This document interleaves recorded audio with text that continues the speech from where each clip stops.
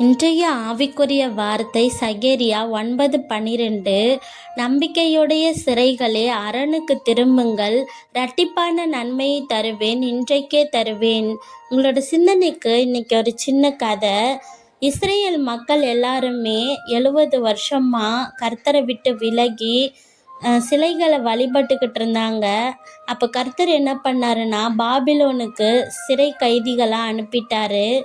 அங்கே அவங்களோட நிலைமை எப்படி இருந்தது தெரியுமா?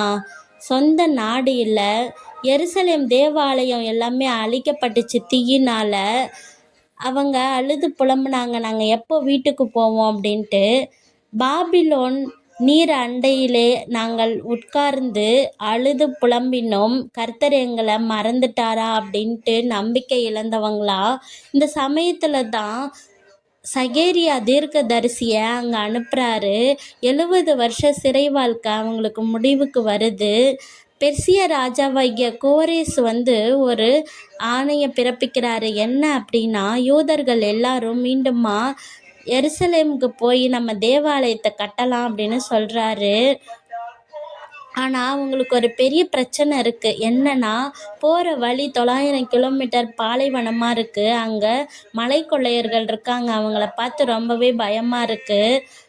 இந்த சமயத்தில் சகேரியா தீர்க்கதரிசி மூலமாக கர்த்தர் இந்த வார்த்தைகளை சொல்கிறாரு. நம்பிக்கை கைதிகளே, அரணுக்கு திரும்புங்க அப்படின்னு சொல்கிறாரு. அரண் அப்படின்னா கோட்டை. எருசலேம் தான் அந்த கோட்டை. நம்ம கோட்டைக்குள்ளே இருந்தோன்னா நம்மளுக்கு பாதுகாப்பு இருக்கும். பகைவர்கள் வந்தால் கூட அவங்களோட அம்பு ஒன்றுமே நம்மளை தொடாது. கர்த்தர் சொல்கிறாரு, நான் தான் அந்த அரண், நீங்கள் என்கிட்ட வாங்க அப்படின்னு சொல்கிறாரு. இரட்டிப்பான நன்மை அப்படின்னா என்ன தெரியுமா? 70 வருஷமாக சிறையிருப்பில் இருந்தவங்களை 140 வருஷமாக ஆசிர்வதிக்கிறாரு கர்த்தர். அழுது புலம்புனாங்க, சந்தோஷத்தை கொடுத்தாரு. இழந்த எல்லாவற்றிற்கும் இரட்டிப்பான நன்மைகளை கொடுக்குறாரு. இந்த நன்மை அப்படிங்கிறது பாபிலோன் கைதிகளுக்கு மட்டும்தான் அப்படின்னு யோசிக்கிறீங்களா? இல்லை, இன்றைக்கும் நம்மளோட பாவ வாழ்க்கைக்காக ஏசப்பா சிலுவையில் அறையப்பட்டு நம்மளோட பாவத்திலிருந்து நம்மளுக்கு ஒரு விடுதலையை கொடுத்துருக்காரு. சகேரியா 9:9 சொல்லப்பட்டிருக்கு, சியோன் குமாரத்தியே, நீ மகிழ்ந்து கலிகூறு, உன்னோட ராஜா மீண்டுமா வராரு, கழுதையின் மேலே சாந்த குணம் உள்ளவரா. அதாவது பனை ஓலை ஞாயிறு அன்றைக்கு எருசலேமுக்குள்ளார ஏசப்பா நுழையிறாருல்ல, அதை பற்றி தான் இது சொல்லுது. இன்றைக்கும் நம்மளோட வாழ்க்கையில் சகேரியா 9:12 நம்மளோட சிறையிருப்பாகிய பாவத்திலிருந்து ஏசப்பா விடுதலையை கொடுத்து கர்த்தருடைய அரணான கோட்டைக்குள்ளார நம்மளை கூட்டிகிட்டு வந்துட்டாரு.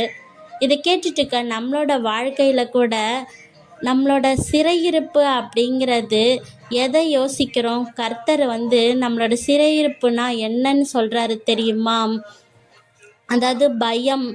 நான் ஃபெயில் ஆகிட்டேன்னா என்னோடய ஃப்ரெண்ட்ஸ் என்னை கிண்டல் பண்ணுவாங்க அப்படின்னு பயம் இருக்கு அவங்களுக்கு.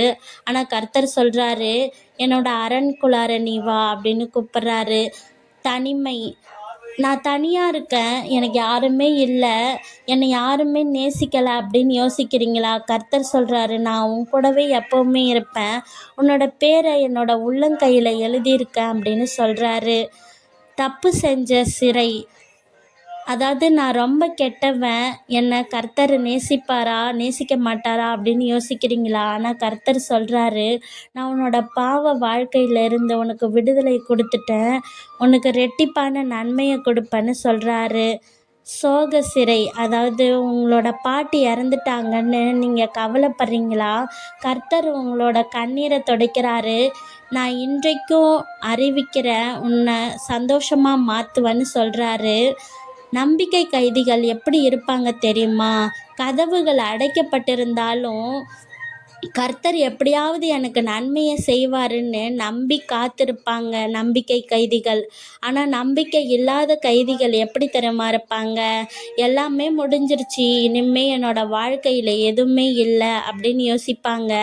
நம்பிக்கை உள்ள கைதிகள் எப்படி இருப்பாங்கன்னா, எவ்வளோ சோதனைகள் வந்தாலுமே எனக்கு கர்த்தர் எப்படியாகிலும் நன்மையை செய்வார் அப்படின்னு நம்பி இருப்பாங்க.